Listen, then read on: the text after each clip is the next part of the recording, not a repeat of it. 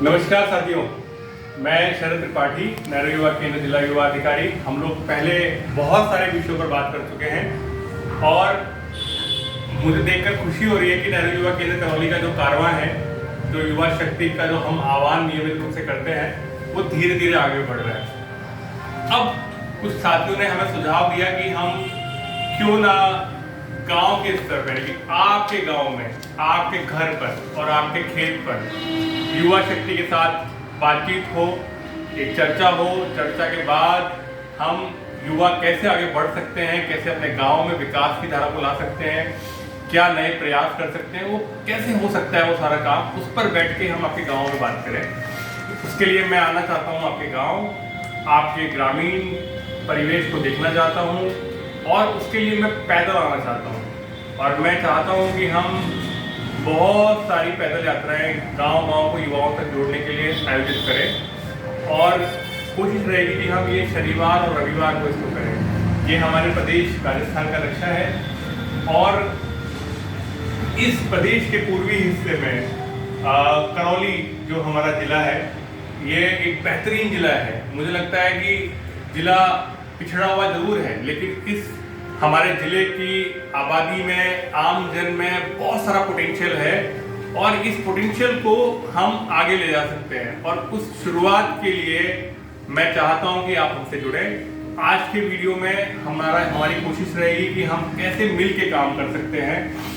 और आपको मैं बताऊं कि पिछले दिनों हमने युवा मंडल के बारे में बात की थी, तो इस युवा मंडल के डेवलपमेंट के लिए भारत सरकार ने नियमित रूप से प्रयास किए हैं, नियमित रूप से आदेश किए हैं।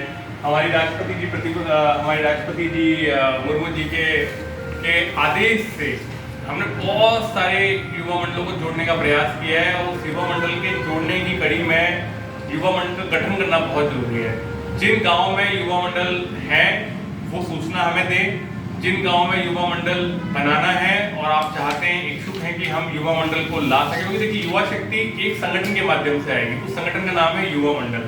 इसमें 10 से 12-15 लोग होते हैं और उसमें सभी जाति, सभी वर्ग और सभी लिंग के लोग युवा उसमें एक संगठन में आ सकते हैं, जिसे हम युवा मंडल कहते हैं। और उस युवा मंडल का एफिलिएशन हमारा केंद्र करता है और अगर आप चाहते हैं कि हम उसको एक संस्था के रूप में विकसित करें तो सहकारिता विभाग राजस्थान सरकार में आप उसका पंजीकरण करा सकते हैं। और उस पंजीकरण की प्रक्रिया बहुत ही आसान और सिंपल है और उसके बाद आप अपने युवा मंडल का बैंक खाता भी खुलवा सकते हैं। तो हम चाहेंगे कि आप इस पैदल यात्रा के लिए नए मार्ग और किस रास्ते पे हम जा सकते हैं, कितने गांव कवर कर सकते हैं। एक पद यात्रा में हम कोशिश करें कि 10 से 15-20 किलोमीटर तक का ही मार्ग हो, इसको हम 2 दिन में पूरा कर सकें। मतलब मान लीजिए शनिवार की सुबह हमने शुरू किया और रविवार की शाम तक हम उसको पूरा कर सकें। और जो भी युवा उसमें जुड़ना चाहते हैं, मैं आपका स्वागत करता हूं।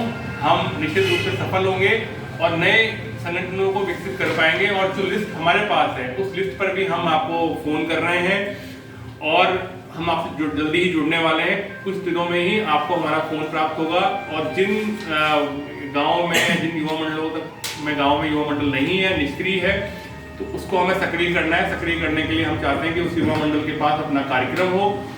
कुछ वित्तीय सहयोग आप लोग आपस में इकट्ठा कर सकते हैं, कुछ हम भी आपको देंगे।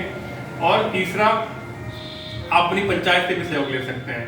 तो पंचायत के ग्राम विकास अधिकारियों को भी मैं व्यक्तिगत रूप से फोन कर रहा हूँ, उनसे बात कर रहा हूँ। मेरे कार्यालय से सभी ग्राम विकास अधिकारियों से बात हो चुकी है और जैसे ही हमारे प्रदेश का चुनाव पूरा हो जाता है, उसके बाद फिर हम इस कड़ी को तेजी से आगे बढ़ाएंगे। तो फिर से मिलते हैं युवा साथियों, फिर अगले वीडियो में। नमस्कार, जय हिंद।